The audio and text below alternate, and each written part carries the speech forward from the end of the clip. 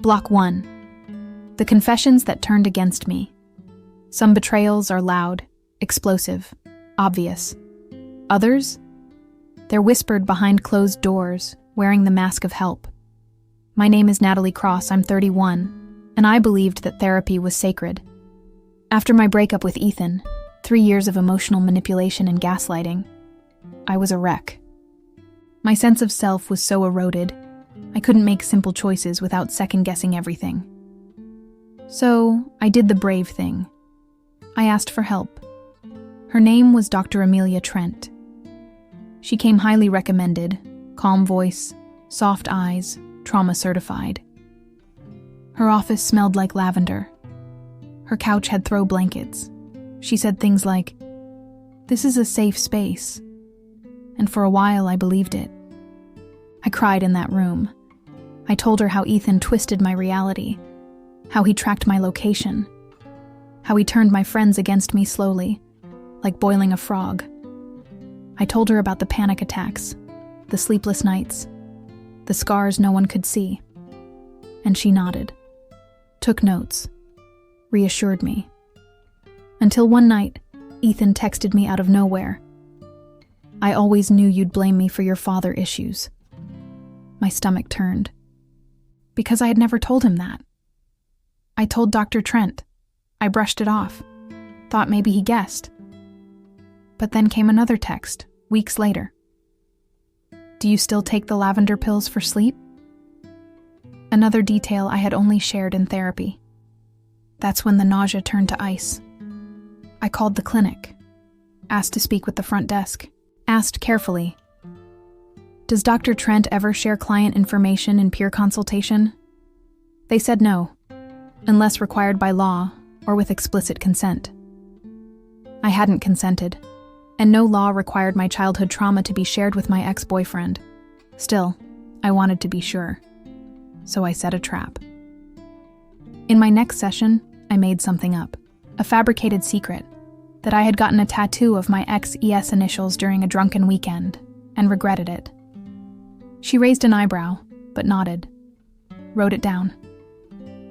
2 days later, Ethan posted a meme on Instagram. "Drunk tattoos and regret.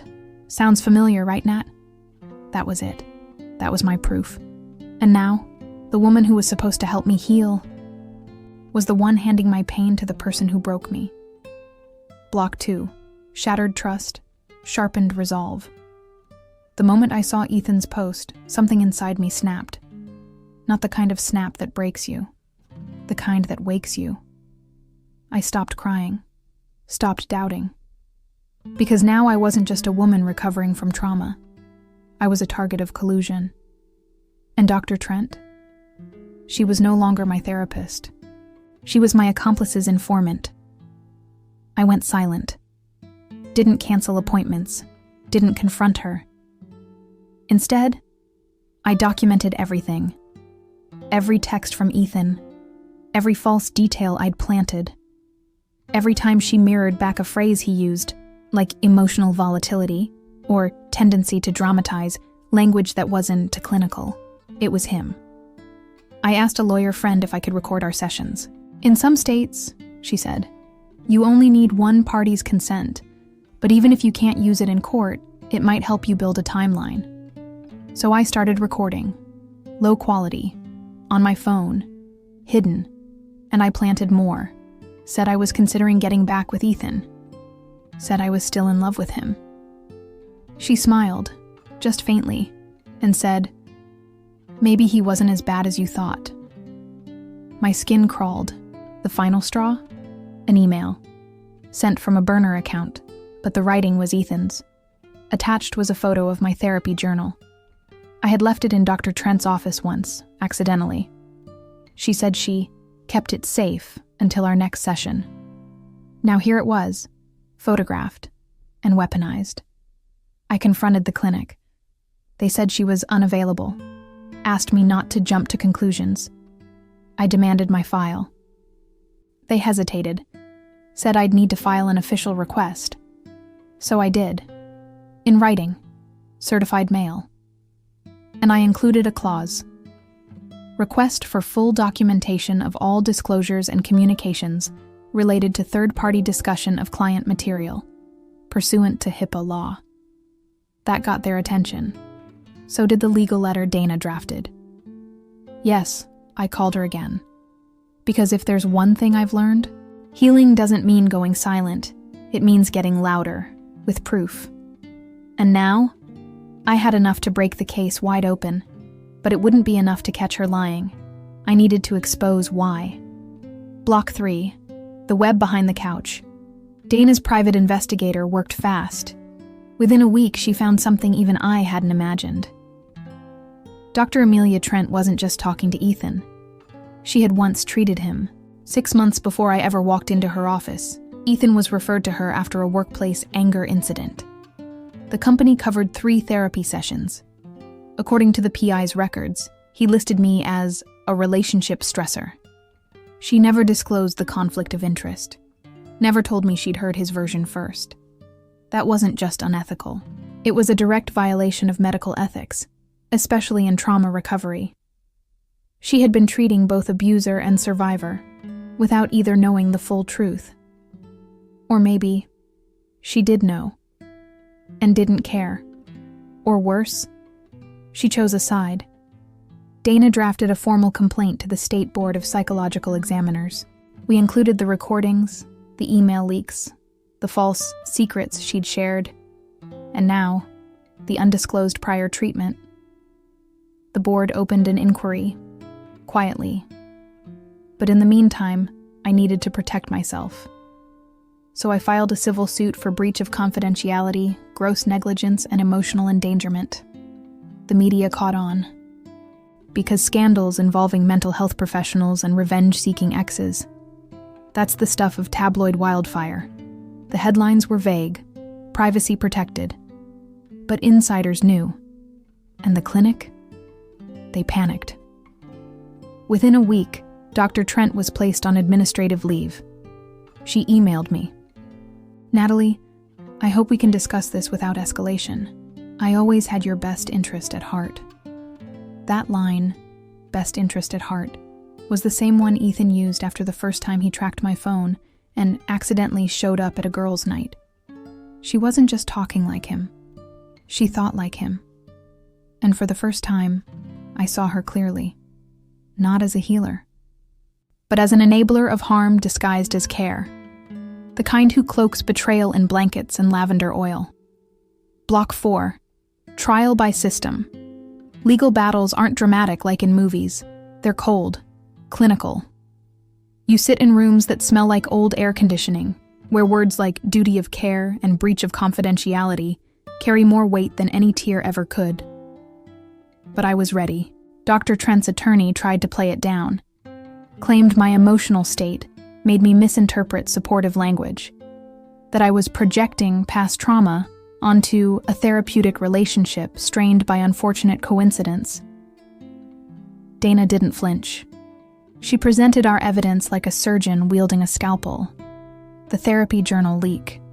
The burner email account traced back to an IP used previously by Ethan. My planted tattoo story, followed by Ethan's Instagram post 2 days later. Then came the clincher. Dr. Trent's own session notes. Because when we subpoenaed her logs, she had dated references to Ethan's case from 6 months prior, with my name in the notes written before I became her patient. Client's ex-partner Natalie displays emotionally volatile traits per earlier male patient's report. That line burned through the courtroom like acid. She had formed a clinical opinion about me, based on his words, before ever meeting me. She never told me she knew him, never disclosed a conflict of interest. She de-entered our sessions with a preloaded narrative, one written by the man I sought therapy to escape. The courtroom was silent. Even her own attorney looked stunned. When the judge finally spoke, his voice was steel. Dr. Trent failed in every obligation her license demands. The court finds her negligent, unethical, and directly responsible for the harm caused to Ms. Cross. The verdict? Guilty of professional misconduct. Licensure suspended pending further review. A civil settlement negotiated out of court, enough to rebuild, relocate, and fund 2 years of trauma-informed advocacy. It wouldn't undo the breach, but it turned my silence into a record. And from that record, a reputation was born. I wasn't just Natalie Cross, the woman whose therapist betrayed her. I was Natalie Cross, the woman who didn't let them get away with it. Block 5. Rewriting the narrative. After the ruling, I disappeared. Not physically, but digitally. I wiped social accounts, changed my number, used a P.O. box. Because healing doesn't always mean stepping into the light. Sometimes it means disappearing just long enough to feel safe again. But I didn't stay hidden forever. I started writing. First for myself, then for others. An anonymous essay on a trauma blog went viral. When your therapist takes his side. Within weeks, I got dozens of emails. Women, men, even teens. Mine told my parents what I said. I found out my counselor was friends with my ex's family. She didn't believe me when I said he hurt me. Each one carried a version of my story. Each one reminded me that what happened wasn't rare. It was just hidden. So I came back. Not to therapy, not yet, but to advocacy. Dana and I launched a resource hub, Safe Space Integrity. We offered checklists for vetting therapists, templates for requesting treatment records, legal guides on HIPAA violations, and a national map of complaint histories. People started sharing it. Journalists called. Universities invited me to speak. "You're the girl who exposed the lavender therapist, right?" I didn't correct them. Because if that's who I had to become to keep this from happening again, then yes, that's exactly who I was. Ethan, meanwhile, moved on. Another girlfriend. Another job. But word got around. HR flagged his name after a former coworker found the court records. The new girlfriend? She reached out. Nervous. Cautious. I didn't say much. Just sent her a PDF. My story. Published. 2 weeks later, she left him. Sometimes the best revenge isn't loud. It's quiet safety for the next woman. It's making sure what happened to you doesn't happen again. It's reclaiming your name, not by screaming it from rooftops, but by ensuring no one else gets to rewrite it. Block 6. Boundaries as armor. I moved cities, not to run, to reclaim. A fresh place, a fresh lease, a fresh therapist. One who came vetted by 3 survivor-led organizations, with full transparency from day one. Her name was Maya. No candles, no throw blankets, just honesty. We didn't talk about Ethan for weeks. We talked about trust, about how systems that claim to protect can become cages when the wrong person holds the keys, about how even healing can be hijacked. She taught me that boundaries aren't T-walls. They re-doors with locks only you control, and I learned to use them. I said no more easily. I walked away from conversations that drained me. I stopped over-explaining my fear to people who hadn't earned my story. Most importantly, I started dating again. Slowly, cautiously, with full ownership of my own pace. One night, I told a man I'd been seeing for a few months about what happened. The therapist. The betrayal. Ethan. He didn't flinch, didn't interrupt, just listened. Then he asked, "What do you need from me to feel safe?"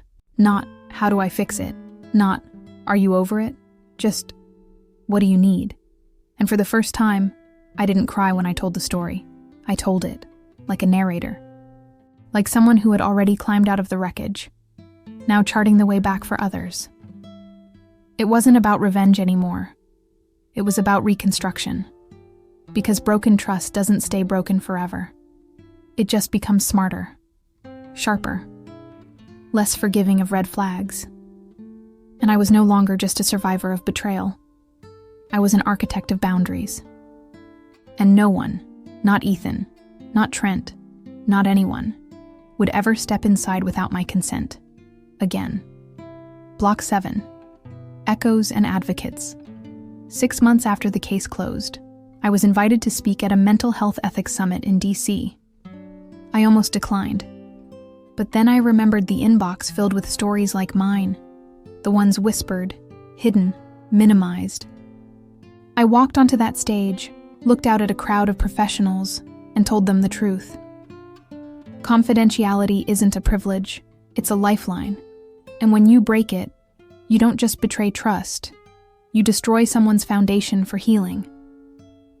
Some looked uncomfortable. Others nodded, furiously taking notes. But one woman, mid-40s, soft gray cardigan, therapist ID pinned to her lanyard, had tears in her eyes. She raised her hand during Q&A. Do you think we've created a culture where patients feel too vulnerable to speak up against providers? I paused, then said, we didn't create that culture, we allowed it, but we can end it. That answer ended up quoted in an article the next day, and again, in a college psych textbook 3 months later, because sometimes the system doesn't listen until someone bleeds publicly, and I had bled enough. Now, I was the one holding the scalpel, not to harm, but to cut through silence. Safe Space Integrity launched a mentorship program for survivors who wanted to rebuild trust in therapy without fear. I led monthly webinars. We partnered with 2 medical boards to create a database of flagged practitioners. Not to cancel, but to caution. Not every therapist is Dr. Trent. But for the ones who are, now they had fewer shadows to hide in, and fewer victims to manipulate. Because awareness is a spotlight, and I had become a walking floodlight. Block 8. What healing really looks like. People love stories with clear villains. A crooked therapist, an abusive ex. But real healing? It's not a climax. It's a collection of moments. Like walking into a new therapist's office and feeling your chest not tighten for the first time. Like seeing a candle that smells like lavender and not flinching. Like getting a message from someone you helped, a stranger once now saved by your voice. One woman wrote, I almost quit therapy completely. Until I found your story. Thank you for reminding me that safe people exist. Another said, you gave me the words I couldn't find. You gave me permission to say, this isn't okay. Each message healed something the courtroom never could. Because restitution isn't just financial. It's emotional justice. Ethan tried reaching out once. A short message on LinkedIn of all places.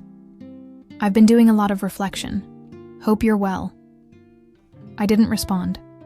Not out of anger, out of power. Because sometimes the best closure isn't confrontation. It's indifference. Dr. Trent never contacted me again. Her license status went from active to under review. The board launched a formal ethics training requirement for all practitioners dealing with trauma cases. My story, as painful as it was, became a blueprint, not for vengeance, but for protection. And every time someone said, that could have been me, I reminded them, it was me, and I'm still standing. Not because I'm brave, but because I refused to be erased by people who thought my pain was theirs to own. Block 9. The weight and worth of speaking out. I once believed healing meant being untouched by pain. Now I know the truth. Healing means remembering your scars and no longer hiding them. It means walking into a room full of professionals who once held power over your voice and owning the microphone. It means writing your name in black ink across a system that tried to blur it. My name is now part of case law studies. Cross versus Trent is cited in seminars about therapeutic ethics and boundary violations. It's taught in continuing education courses.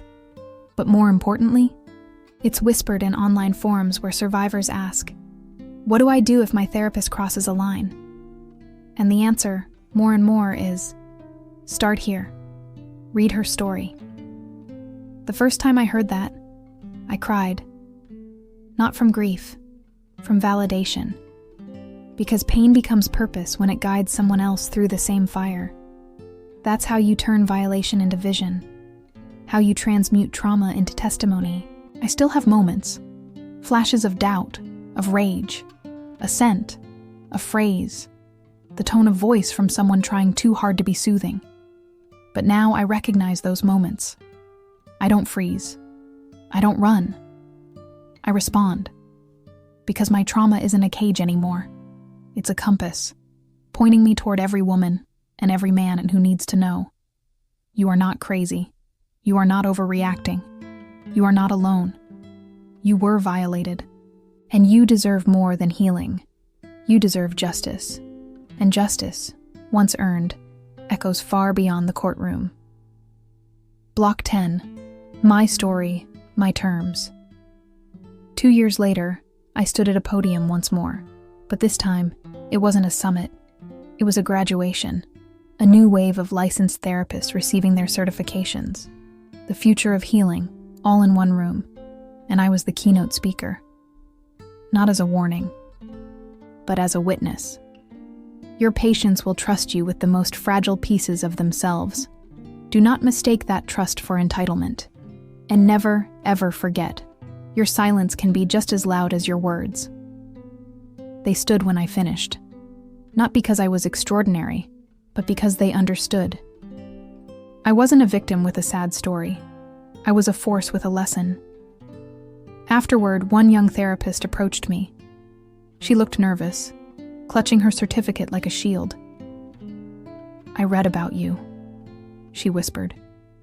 "Your story is why I specialize in trauma-informed care now. I just wanted to say, thank you for staying loud."